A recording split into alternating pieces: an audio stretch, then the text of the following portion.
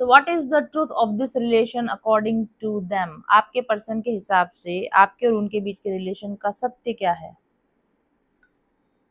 Okay, सो और ये सारे कार्ड्स हैं आपके लिए। क्वेश्चन हर एक कार्ड पर अलग अलग क्वेश्चन है, ओवरऑल थीम रीडिंग भी हम करके देखेंगे। सो मेरा पहला क्वेश्चन है टैरो से, what they feel deep down in their heart, what they feel deep down in their heart, and the card we have is workplace affair. oh सो चलिए देखते हैं वो आपके और इस रिलेशन के बारे में गहराई से, अंदर दिल की गहराइयों में क्या सोचते हैं। तो जैसा कि हम यहाँ देख पा रहे हैं, आपके पास में कार्ड जो आया है वो है वर्क प्लेस अफेयर के बारे में। देखिए सीधी सीधी बात है, हो सकता है कि ये पर्सन के साथ आपका जो कनेक्शन है आपकी वर्क प्लेस पर बना हो, जहाँ आप नौकरी करते हैं वहां पर आपका इनके साथ कनेक्शन बना है, ठीक है, या काम के सिलसिले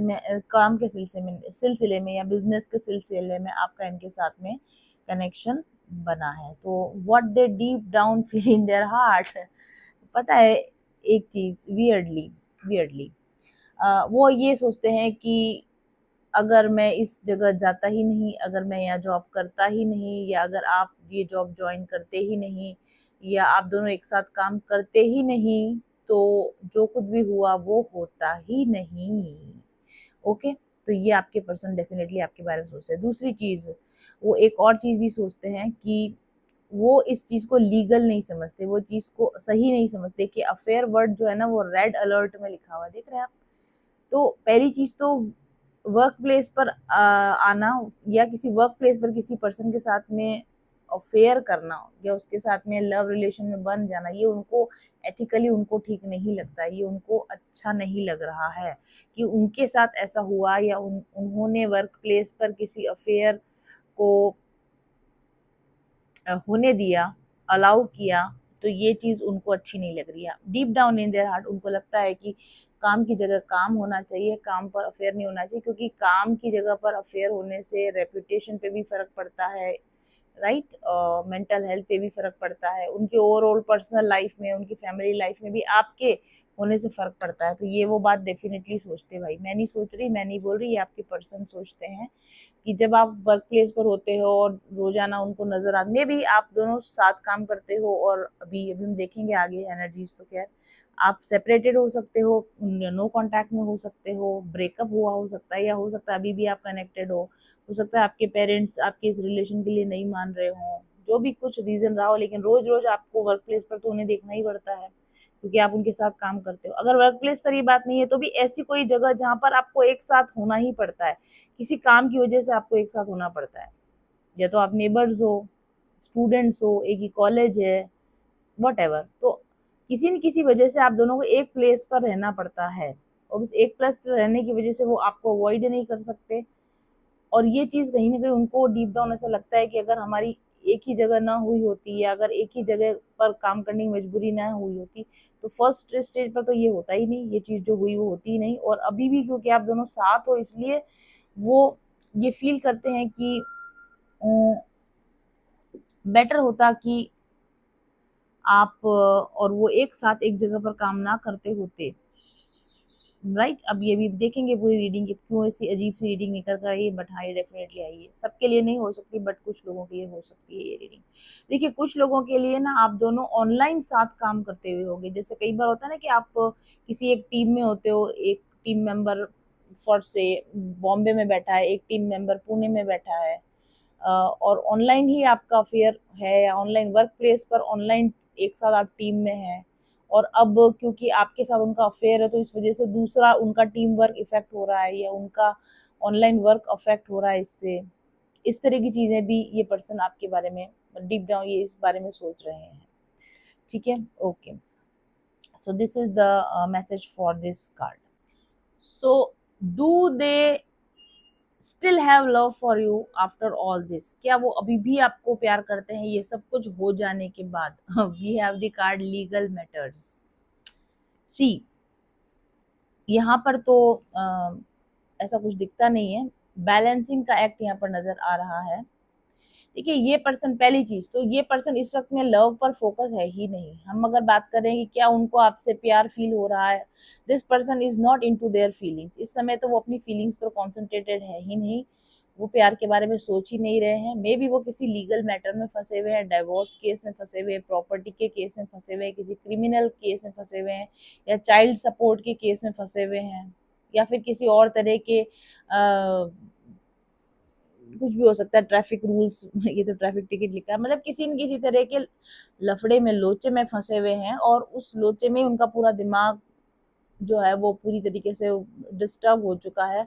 उनको अपने खिलाफ कोई जजमेंट पास हो जाएगा, उनके खिलाफ कोई मतलब मे बी उनको कोई सजा नहीं सुना दी जाए, मे बी उनको कोई बड़ा जुर्माना नहीं हो जाए, मे बी उनको अन्याय नहीं हो जाए उनके साथ, या यस डेफिनेटली उनके लीगल मैटर्स में कहीं वो फेल ना हो जाएं, और लीगल मैटर्स को कैसे हैंडल करें, अभी वो सिर्फ इसी बारे में सोच रहे हैं।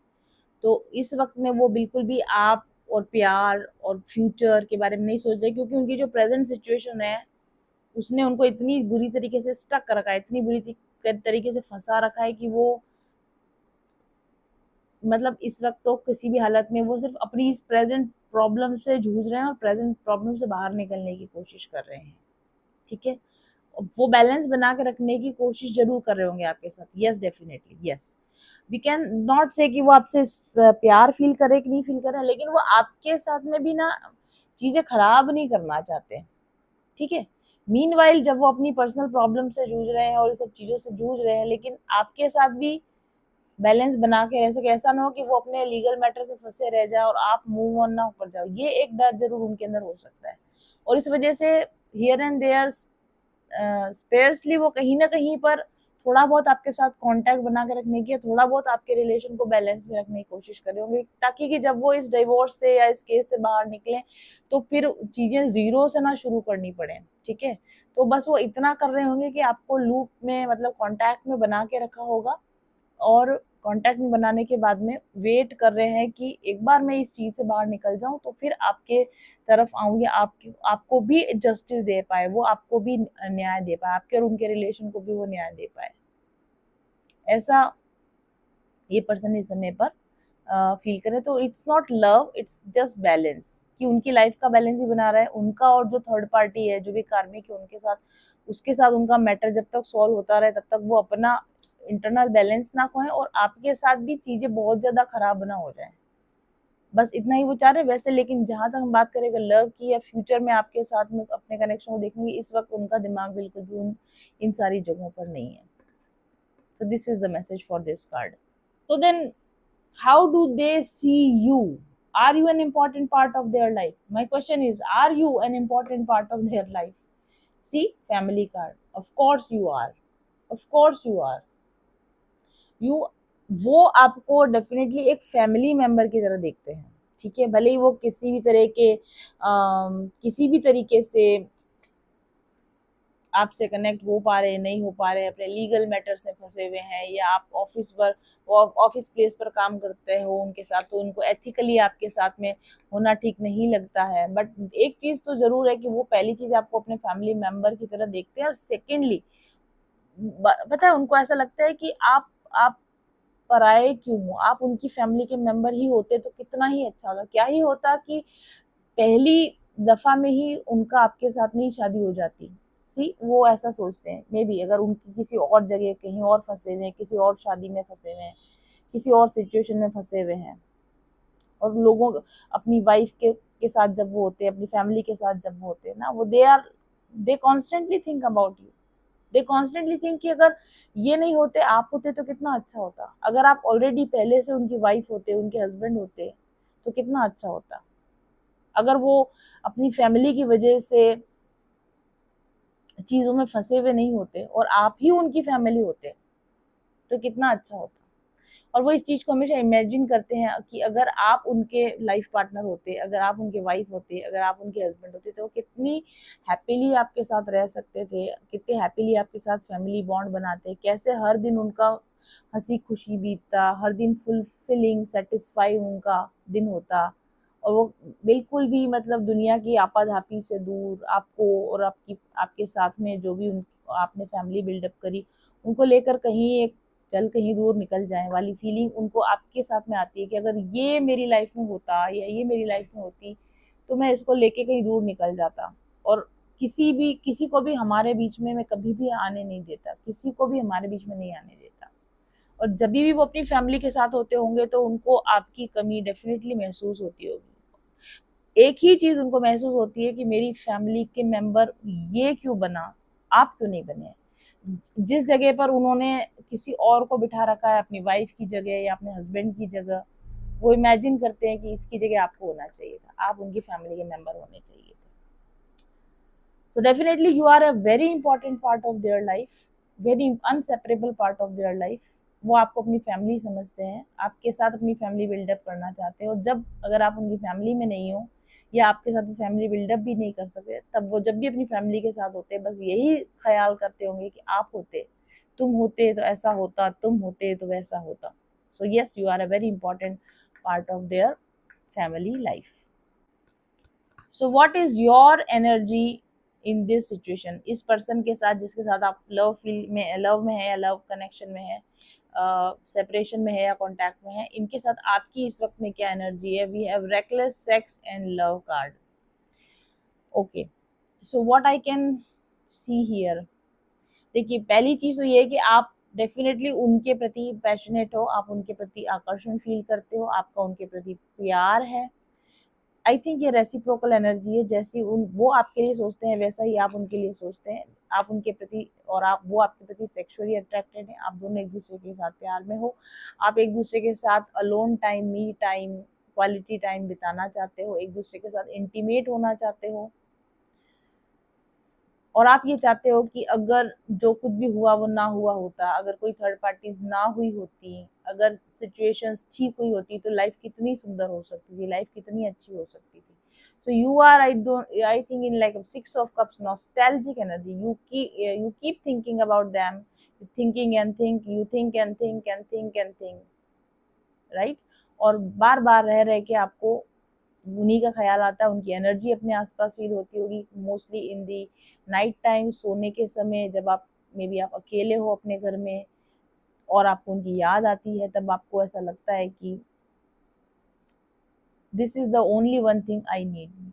ये पर्सन, ये व्यक्ति, ये मेरी लाइफ में होना चाहिए था, और कितना अच्छा होता अगर ये मेरी लाइफ में होता और चीज़ें वैसी ना होती जैसी कि वो अभी चल रही हैं, और इसकी वजह सब कुछ अच्छा रहा होता तो मैं कितनी खुश होती, या मैं कितना खुश होता, और चीज़ें कितनी अच्छे से हमारे बीच में स्मूथली रन करती, और कैसे लव जो है वो आगे, मतलब इमोशनल लव, इंटीमेट लव में कैसे कन्वर्ट होता, चीज़ें कैसे आगे फॉरवर्ड होती, ये हमेशा आप इस बारे में सोचते रहते हो। So there is love and there is extreme attraction and there is this extreme nostalgic energy.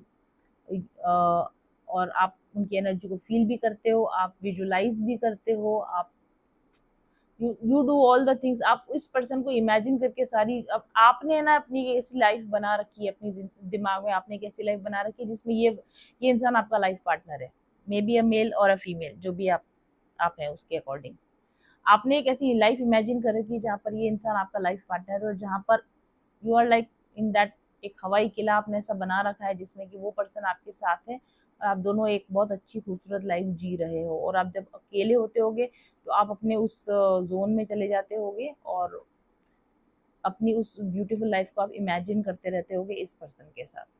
Wow. So what are the blockages of this relationship. आपके और इस पर्सन के बीच में जो भी रिलेशन है उसमें क्या ब्लॉकेज आ रहा है, what is the blockage here.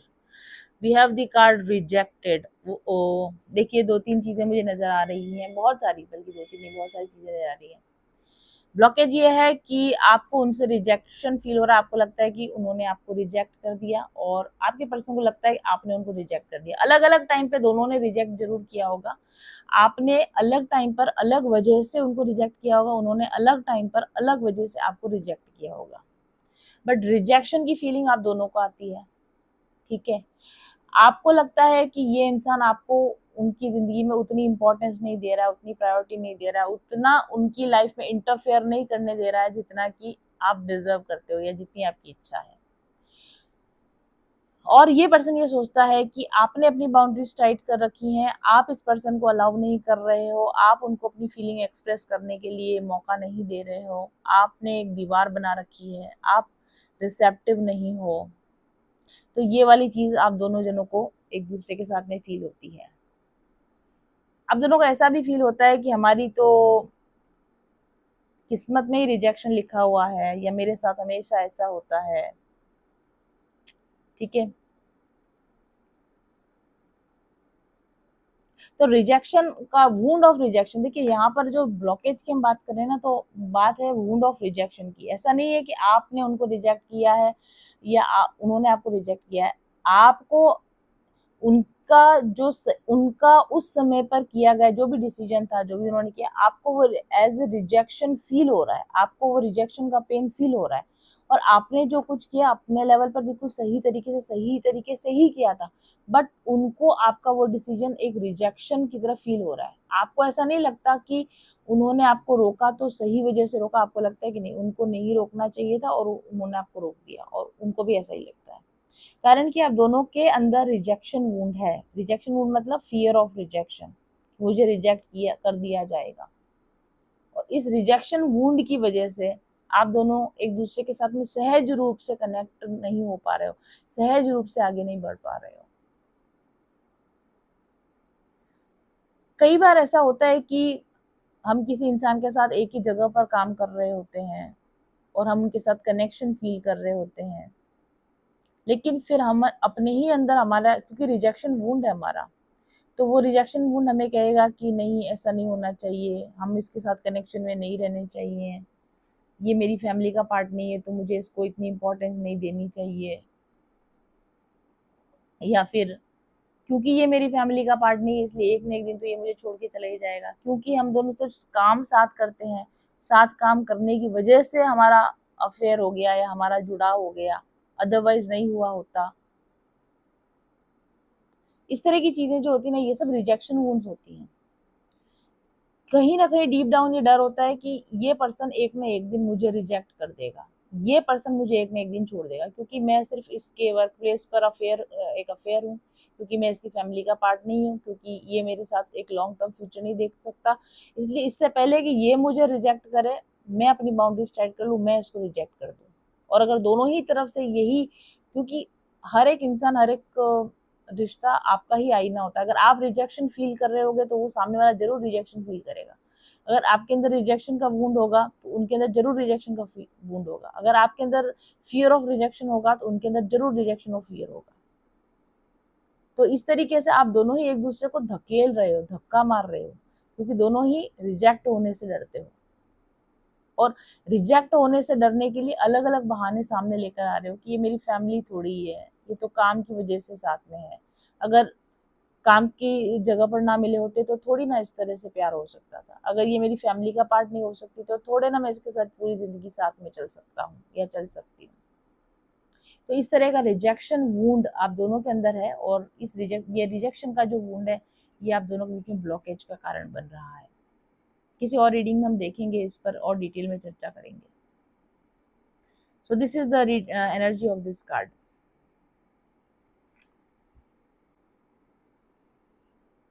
So what is your guidance in this situation. इस सिचुएशन पर आपके लिए, भविष्य के लिए आपको किस तरह से जाना चाहिए। अब वो सिचुएशन कुछ भी हो सकती है ना, नो कॉन्टैक्ट, कॉन्टैक्ट, वॉट। सो आपके लिए कार्ड है नो स्ट्रिंग्स। देखिए, पहली चीज तो ये है कि जिस भी सिचुएशन से आप जिंदगी में कभी भी डील करें, ये सिचुएशन, वो सिचुएशन, कोई भी सिचुएशन, अटैचमेंट नहीं होना चाहिए उस सिचुएशन के साथ आपका। ठीक है, जब तक आप एक अटैचमेंट के साथ में उन चीजों पर काम करते हैं ना, तो उलझते चले जाते हैं। आप इतने उलझ क्यों रहे हैं, आप इतना ओवर थिंक क्यों कर रहे हैं?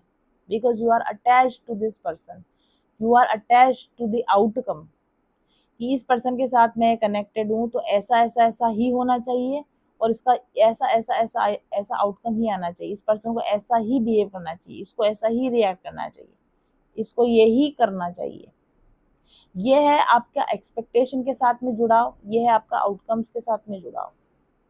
और जब आप किसी पर्सन के साथ में एक्सपेक्टेशन की वजह से जुड़े होते हो या किसी पर्टिकुलर रिजल्ट की वजह से जुड़े हुए होते हो, ठीक है, तो फिर आप सिचुएशंस को साफ साफ क्लियर तौर पर नहीं देख सकते, आप सही डिसीजन नहीं ले सकते, आप अनकंडीशनल लव नहीं कर सकते, आप कंडीशनल लव कर सकते हो, शर्त शर्त वाला प्यार कर सकते हो, ऐसा करो तो प्यार है, ऐसा ना करो तो प्यार नहीं है। तो इस कंडीशन में आपकी गाइडेंस ये है, क्योंकि प्यार आपको डेफिनेटली इस पर्सन से है और इस पर्सन को भी आपसे है, लेकिन प्रॉब्लम ये आ रही है कि एक दूसरे से डरते हैं, रिजेक्शन से डरते हैं, ठीक है, क्योंकि अटैचमेंट है, unhealthy attachment, strings is like unhealthy attachment. हो सकता है ये person avoidant attach stylish style में हो और आप एक एंग्शियस अटैचमेंट स्टाइल में हो। ये पर्सन आपसे डिटैच होकर रहना चाहता है, अवॉइड करना चाहता है, आपसे बातचीत नहीं करना चाहता है, आपको एक्सप्लेनेशन नहीं देना चाहता है कि उसकी लाइफ में क्या चल रहा है, ठीक है। इस पर्सन को ऐसा लगता है कि ज़्यादा चीज़ों को उलझाने से बचना है तो बात ना करो, एक्सप्लेन ना करो, डिस्कनेक्ट कर दो, दूरी मेंटेन कर लो, आर्ग्यूमेंट ना करो, तो चीज़ें ठीक हो जाएंगी। तो ये पर्सन आपके साथ में स्ट्रिंग्स अटैच करके नहीं रखना चाहता है ताकि कि ज़्यादा आर्ग्यूमेंट ना हो, ताकि चीज़ें ज़्यादा खराब ना हो, लेकिन आपका मामला उल्टा है। जब ये आपसे डिटैच होते हैं इसलिए कि ज़्यादा मामला खराब ना हो, तब आपको लगता है कि ये आपसे डिटैच हो रहे हैं ताकि, क्योंकि ये आपसे कोई मतलब नहीं रखना चाहते, क्योंकि आपको अवॉइड कर रहे हैं, क्योंकि आपको इग्नोर कर रहे हैं, क्योंकि आपसे रिलेशन नहीं रखना चाहते, क्योंकि आप एंग्शियस अटैच है। Anxious attach person strings attach करके रखना चाहता है। एंग्शियस अटैच पर्सन जितना ज़्यादा कनेक्टेड रहेगा, बात करेगा, कम्युनिकेशन करेगा, ठीक है, जितना ज़्यादा समय तक और ज़्यादा चीज़ों तक गहराई तक जुड़े हुए रहेगा ना, तब तक उसको अच्छा फील होता रहेगा, सिक्योर फील होता रहेगा। अत्यंत अत्यधिक मोह अत्यधिक मोह में होता है। जो एंग्शियस पर्सन होता है वह अत्यधिक मोह में होता है, और वो इस मोह में इतना जकड़ा हुआ होता है कि वो दूसरे पर्सन को भी अपने साथ, मतलब उसे रस्सियों से बांध कर नहीं रखें कि कहीं नहीं जाना, मुझसे दूर कहीं जाना ही नहीं है। इस तरह से अटैच होके आप इसके साथ पकड़ के जकड़ के इस पर्सन को रखना चाहते हो। इसकी हर प्रॉब्लम के अंदर मैं सॉल्यूशन दूंगी, मैं बताऊंगी, मैं गाइड करूंगी, मुझे बताओ। एक पुराना गाना है ना, तुम अपना रंजो गम, अपनी परेशानी मुझे दे दो। आपकी गाइडेंस यहाँ पर ये है कि आप ना इस इंसान की सारी प्रॉब्लम्स को खुद सॉल्व करना चाह रहे हो। मुझे बताओ, मैं तुम्हें सॉल्यूशन दूंगी, मुझसे डिस्कस करो, मुझसे ओपन अप हो, है ना। और ये पर्सन ना आपसे ही डिस्कस, मतलब दुनिया से भी डिस्कस कर लेगा, मे बी आप उसके वकीलों से डिस्कस कर लेगा, फैमिली से डिस्कस, आपसे डिस्कस नहीं करना चाहता, आपको इसमें घसीटना नहीं चाहता, क्योंकि वो आपको स्ट्रेस नहीं देना चाहता, और वो आपकी आदत भी जानता है कि आप एंग्शियस हो, आप चिपकू तरह के हो, क्लिंगी तरह के हो। एक बार अगर आपको एक बात बताएंगे तो आप 10 क्वेश्चन और पूछोगे, और फिर 10 क्वेश्चन आप पूछोगे तो 10 जवाब देंगे, तो उसमें से 20 क्वेश्चन और निकल आएंगे, तो चीज़ें इतनी ज़्यादा खराब हो जाएंगी। इसलिए ये पर्सन आपके साथ डिटेल शेयर नहीं करता, इसके साथ ये पर्सन आपके साथ अपनी लाइफ की कुछ भी बातें शेयर नहीं करता है। और ये चीज़ आप दोनों के बीच में प्रॉब्लम, ये शेयर नहीं कर रहा है प्रॉब्लम, ताकि प्रॉब्लम क्रिएट ना हो, और ये शेयर नहीं कर रहा है इसीलिए आपको लगता है कि प्रॉब्लम क्रिएट हो रही है, ठीक है।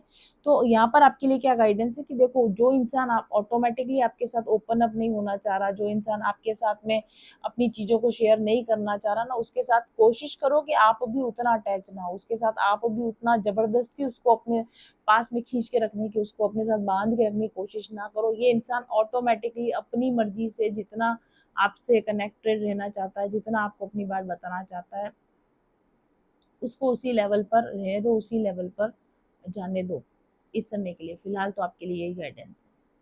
बाद में क्या होगा और आगे क्या होगा, वो और आप रीडिंग्स कंटिन्यू करेंगे देखना, तो धीरे धीरे आपको आइडिया हो जाएगा। So this is the energy of this card. So now what is the overall energy and theme and outcome of this relationship? देखिए, इस समय में तो ये जो रिलेशनशिप है ना, ये एक तरह का लव हेट रिलेशनशिप बन चुका है। जितना प्यार है उतना ही गुस्सा भी है, जितना प्यार है उतना ही फ्रस्ट्रेशन भी है। एक हिस्सा इनको आपकी तरफ और आपको इनकी तरफ खींचता है, पुल करता है, और एक कुछ है जो आपको इनसे दूर हटाता है, इनको आपसे दूर हटाता है। It's kind of a love hate relationship, जहाँ आपको यही पता नहीं चल रहा है कि आप इस इंसान से प्यार करते हो या नफरत करते हो या गुस्सा है, और इस पर्सन को भी पता ही नहीं चल रहा है कि ये आपसे प्यार करता है या नफरत करता है। इतना कंफ्यूजन है इस रिलेशन के अंदर कि आपको यही समझ में नहीं आ रहा है कि आपको जुड़े रहना है कि अलग रहना है, और इस पर्सन को भी यही समझ में नहीं आ रहा है कि इसको आपसे जुड़े रहना है कि अलग रहना है। आपको भी ये समझ में नहीं आ रहा है कि आपको इसको अपना प्यार शो करना चाहिए कि अपनी नफरत शो करनी चाहिए या गुस्सा शो करना चाहिए, और इस पर्सन को भी ये समझ में नहीं आ रहा है कि इसको आपसे प्यार शो करना चाहिए कि नफरत शो करनी चाहिए कि गुस्सा शो करना चाहिए। कुल मिला के आप दोनों ने इस रिलेशनशिप में फुल्ली रायता फैला दिया। This is fucked up over you. उनको ऐसा लगता है कि उन्होंने आपके साथ की सारी चीजों को एकदम से खराब कर दिया है और अब इसको ठीक करना कहीं से भी पॉसिबल नहीं लग रहा। इस वक्त आपको भी ऐसा ही लग रहा है कि ये सारी चीजें एकदम से खराब हो चुकी हैं और आपने बहुत सारी चीजें जो आपको नहीं करनी चाहिए थी आपने ऑलरेडी कर दी हैं, जिनके बैड रिजल्ट्स आ गए हैं और अब उसको बिल्कुल सुधारा ही नहीं जा सकता है। ठीक है, तो यह है इस रिलेशनशिप की सच्चाई जो इस वक्त में मुझे नजर आ रही है। Thank you very much for watching. Confused है, क्लैरिटी नहीं मिल पा रही, डिसीजन नहीं ले पा रहे, गाइडेंस चाहिए, शांति चाहिए, क्या टैरो कार्ड्स इसमें आपकी मदद कर सकते हैं? बेशक। टैरो कार्ड्स केवल आपकी एनर्जी और आपके भविष्य को ही नहीं बताते, ये आपको जोड़ते हैं आपकी अंतरात्मा से, ये आपको जोड़ते हैं आपकी इंट्यूशन से, ये आपको जोड़ते हैं आपके आकाशिक फील्ड से, और ये जोड़ते हैं आपको अपने सहज ज्ञान से, ये आपको जोड़ते हैं आपकी सबकॉन्शियस पावर से। और ये इतना शक्तिशाली टूल है कि अगर इसको सही तरीके से इस्तेमाल किया जाए तो टैरो कार्ड्स के इस्तेमाल से, इसको सीख कर, इनकी रीडिंग्स को करना सीख कर अपने जीवन में और दूसरों के जीवन में चमत्कारी बदलाव लाए जा सकते हैं। कैसे कार्ड्स बता देते हैं कि कोई आपके बारे में क्या सोच रहा है, आपकी इंटेंशंस क्या है, आपकी एनर्जी क्या है, आप क्या करना चाहते हैं, आपका नेक्स्ट स्टेप क्या होगा। क्यूरियस है जानने के लिए, आप भी सीखना चाहते हैं रीडिंग्स, या आप ऑलरेडी रीडिंग्स करते हैं, टैरो सीख चुके हैं, लेकिन अभी भी ऐसा लगता है कि बहुत कुछ जानना बाकी है, वो परफेक्शन नहीं आ पाया, आपकी रीडिंग्स में वो डेप्थ नहीं आ पाई है, और ज्ञान लेना चाहते हैं तो ज्वाइन कीजिए मेरा टैरो लर्निंग कोर्स। जो लोग आपके पास टैरो कार्ड रीडिंग के लिए आते हैं वो होते हैं नेगेटिव माइंडसेट में, होते हैं दुखी, उदास और परेशान। ऐसे लोगों को अपनी टैरो कार्ड रीडिंग्स के जरिए कैसे एक पॉजिटिव मोटिवेशन दिया जा सकता है, कैसे उनको सही स्टेप लेने के लिए गाइड किया जा सकता है, कैसे उनको बताया जा सकता है कि उनके आकाशिक रिकॉर्ड इस वक्त में क्या बोल रहे हैं, उनके चक्रों की स्थिति क्या है, उनके पास्ट लाइफ लेसन्स क्या है, उनके प्रॉब्लम्स के रूट कॉजेज क्या है और उनके सही सॉल्यूशंस क्या होंगे, उनको हीलिंग की गाइडेंस कैसे दी जाएगी, उनके एनर्जी ब्लॉकेजेस को कैसे हील किया जाएगा, उनके रिलेशनशिप इश्यूज में उनको कैसे ज्यादा अंडरस्टैंडिंग दे सकते हैं। टैरो कार्ड रीडिंग्स के द्वारा ये सब कुछ संभव है, लेकिन उसके लिए आपको in depth tarot card reading सीखनी होगी और उसके लिए चाहिए स्पेसिफिक कार्ड्स। आपको रीडिंग सिखाने के लिए न केवल मैंने कोर्स को डिजाइन किया है, बल्कि इन सब स्पेसिफिक सवालों के जवाब के लिए स्पेसिफिक टैरो डेक्स भी डिजाइन किए हैं जो मिलते हैं इस कोर्स के साथ में। जब आप मेरे टैरो लर्निंग कोर्स को करते हैं और मेरे डिजाइन किए हुए टैरो कार्ड्स को रीड करना सीखते हैं तो इससे आपको मिलती है आपकी इंट्यूशन पावर को जागृत करने की, आपकी सबकॉन्शियस पावर्स को जागृत करने की वो सारी शक्तियां जो कि अभी तक हिडन है। हम सब के अंदर वो पावर्स होती हैं, लेकिन टैरो कार्ड्स एक वो टूल है जो कि आपकी इनर पावर्स को, आपके अंदर की शक्तियों को जागृत करने में मदद करता है। और एक जागृत इंसान, जब एक हील्ड इंसान दूसरे व्यक्ति को टैरो के थ्रू गाइडेंस देता है तो वो गाइडेंस होता है डेफिनेटली बहुत ही ज्यादा प्रभावकारी। तो मेरी टैरो कार्ड लर्निंग में आप ना केवल खुद को हील करेंगे, खुद के ब्लॉकेजेस को हील करना सीखेंगे, बल्कि उन्हीं टेक्निक्स का इस्तेमाल आप अपने क्लाइंट्स के साथ भी इस्तेमाल कर सकते हैं, आपके क्लाइंट्स को भी हीलिंग प्रोवाइड कर सकते हैं, आपके क्लाइंट्स को भी सही गाइडेंस प्रोवाइड कर सकते हैं। तो देर मत कीजिए, जल्दी से ज्वाइन कीजिए मेरा टैरो लर्निंग कोर्स। इस कोर्स में डिजाइन किए गए सभी टैरो कार्ड्स इतने पावरफुल हैं कि जस्ट उन कार्ड्स को रीड करके ही आपको समझ में आ जाएगा कि प्रॉब्लम की रूट कॉज क्या है, उसके सिम्टम्स क्या है और उनको कैसे ठीक किया जा सकता है। बहुत सारा इंफॉर्मेशन ऑलरेडी उन कार्ड्स के अंदर दिया गया है। अगर आपको ठीक से उन कार्ड्स को रीड करना आ जाए तो आप इस दुनिया के बेस्ट टैरो कार्ड रीडर बन सकते हैं, बिल्कुल मेरी तरह। तो ज्वाइन कीजिए मेरा टैरो लर्निंग कोर्स आज ही। शांति, सफलता, खुशी, आत्मविश्वास, आत्म प्रेम, ये हम सबको चाहिए। जीवन में एक सच्चा उद्देश्य प्राप्त हो, ये हम सबको चाहिए। हम सब खुद में पूर्ण महसूस करें, संतुष्ट महसूस करें, ये हम सबको चाहिए। लेकिन कैसे पाया जाता है ये सब, नहीं पता? तो ज्वाइन कीजिए इस कोर्स को। ये कोर्स काम करता है आपकी शैडो साइड्स के ऊपर, ये कोर्स काम करता है आपकी पॉजिटिव साइड को एनहांस करने पर, आपके ईगो को खत्म करने पर, आपको अंधकार से बाहर लाकर ज्ञान की ओर, प्रकाश की ओर ले जाने के लिए। अगर आप एक ट्विन फ्लेम है तो ये कंप्लीट इनर वर्क कोर्स है आपकी ट्विन फ्लेम यूनियन के लिए। ये आपकी मैस्कुलिन और फेमिनिन एनर्जीज को बैलेंस करता है और आपको इनर यूनियन की अवस्था में लेकर आता है। ये कोर्स आपकी इंट्यूशन पावर को तेज करता है, आपको सोर्स एनर्जी के साथ कनेक्ट करता है और आप आध्यात्मिक ज्ञान को अपने आप से रिसीव कर पाएंगे इस कोर्स के द्वारा। आपके एनर्जी ब्लॉकेजेस क्या है, आपके चक्रों की स्थिति क्या है, कैसे आप अपने एनर्जी ब्लॉकेजेस को हील कर सकते हैं, अपने चक्रों को संतुलित कर सकते हैं और अपनी वाइब्रेशंस को हाईएस्ट टाइमलाइन पर शिफ्ट कर सकते हैं, कैसे आप क्वांटम जंपिंग के द्वारा अपनी बेस्ट लाइफ को अचीव कर सकते हैं। ये सब टेक्निक्स हैं इस कोर्स में। स्पिरिचुअल अवेकनिंग क्या है, स्पिरिचुअल अवेकनिंग के लक्षण क्या है, स्पिरिचुअल अवेकनिंग, स्पिरिचुअल एनलाइटनमेंट को कैसे अचीव किया जा सकता है, माया क्या है, अज्ञान क्या है, जब माया और अज्ञान का पर्दा हटता है तो आत्मा किस स्वरूप को प्राप्त करती है। क्या आप अपने जीवन का उद्देश्य ढूंढ रहे हैं? क्या आपको लगता है कि आपके अंदर कुछ अधूरा है? और क्या आप जानना चाहते हैं कि आप वास्तव में कौन हैं और यहाँ क्यों आए हैं? तो Atmabodh, the journey to self realization, healing, ascension and manifestation, ये कोर्स है आपके लिए।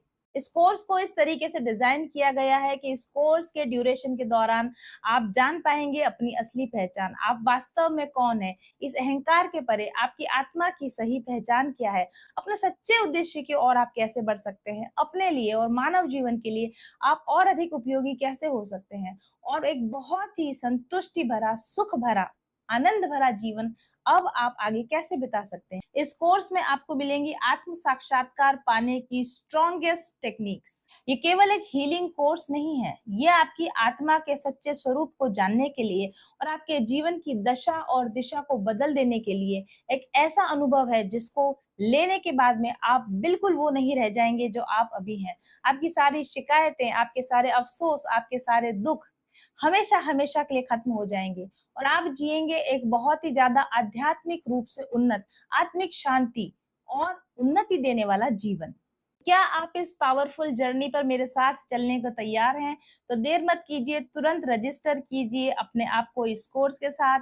व्हाट्सएप कीजिए मेरे ऑफिस नंबर 7424830300 पर आज ही। सही सकारात्मक ऊर्जा आपको खुशियां, सौभाग्य, धन, दौलत, समृद्धि, सफलता, प्यार सब कुछ दिला सकती है। ऊर्जा के सकारात्मक उपयोग से यानी हाई पॉजिटिव वाइब्रेशन से आप पा सकते हैं अपनी मनचाही जिंदगी। इन करिश्माई रंग बिरंगे पत्थरों और इन खुशबूदार तेलों को कम मत समझिए। अगर आपने अभी तक इनका उपयोग नहीं किया है तो निश्चित तौर पर आप नुकसान में हैं। क्रिस्टल और एसेंशियल ऑयल्स की जटिल ज्यामितीय, रासायनिक संरचना और विशिष्ट अणु संगठन इनको इतना शक्तिशाली बना देता है कि अपने धारण करने वाले पर निश्चित तौर पर ये सकारात्मक प्रभाव डालते हैं। इनसे निकलने वाली सकारात्मक ऊर्जा तरंगे आपकी शारीरिक और मानसिक तंत्र को संतुलित करती हैं, आपके ऊर्जा चक्रों के ब्लॉकेजेस को खोलती हैं और आपके ऊर्जा चक्रों को सक्रिय करती हैं। ये एनर्जी वेव्स आपके स्नायु, आपके तंत्रिका तंत्र, ओवरऑल आपके पूरे शरीर पर एक सकारात्मक प्रभाव डालती है, आपके शरीर में रासायनिक संतुलन लाती है और जिसके प्रभाव से आपके जीवन में बेहतरीन परिवर्तन होते हैं जिन्हें आप खुद महसूस कर सकते हैं।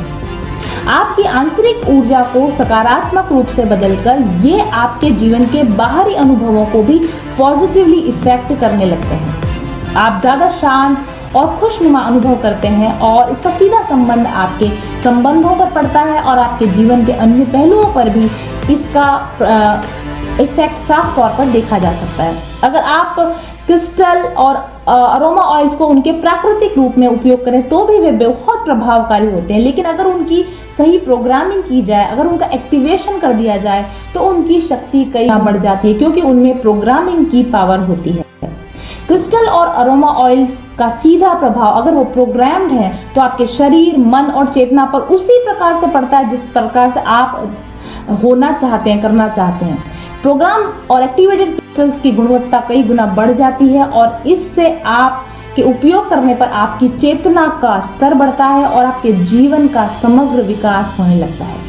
तो आइए जानते हैं कि मेरे पास आपके लिए कौन कौन से प्रोग्राम्ड और एक्टिवेटेड क्रिस्टल्स और अरोमा प्रोडक्ट्स अवेलेबल हैं और चुनिए आप अपने लिए सही प्रोडक्ट। ऑर्डर करने के लिए और ज़्यादा जानकारी पाने के लिए व्हाट्सएप कीजिए मेरे ऑफिस नंबर 7424830300 पर आज ही। कुदरत ने तो अपना जादू भर ही दिया है इन रंग बिरंगे क्रिस्टल्स में और इन खुशबूदार एसेंशियल ऑयल्स में, लेकिन हमने इन्हें प्रोग्राम और एक्टिवेट किया है ताकि ये ज़्यादा प्रभावी हो सकें आपके लिए। तो चुनिए अपने लिए सही प्रोडक्ट्स आज ही।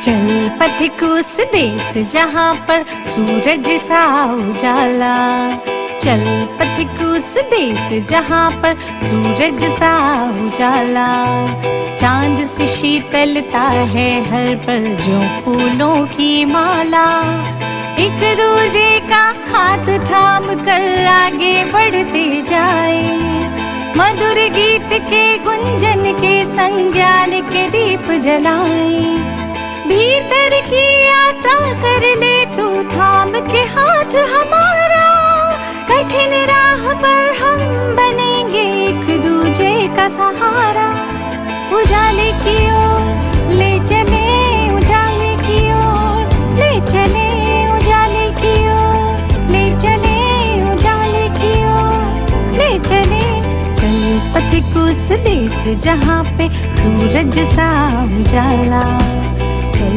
पथिक उस देश जहाँ पे सूरज सा उजाला, मिट जाता है सबके जीवन का अंधेरा काला, सतरंगी सपने हैं जो आँखों में सच हो जाए, हम सब आगे बढ़ते जाए कभी नहीं घबराए,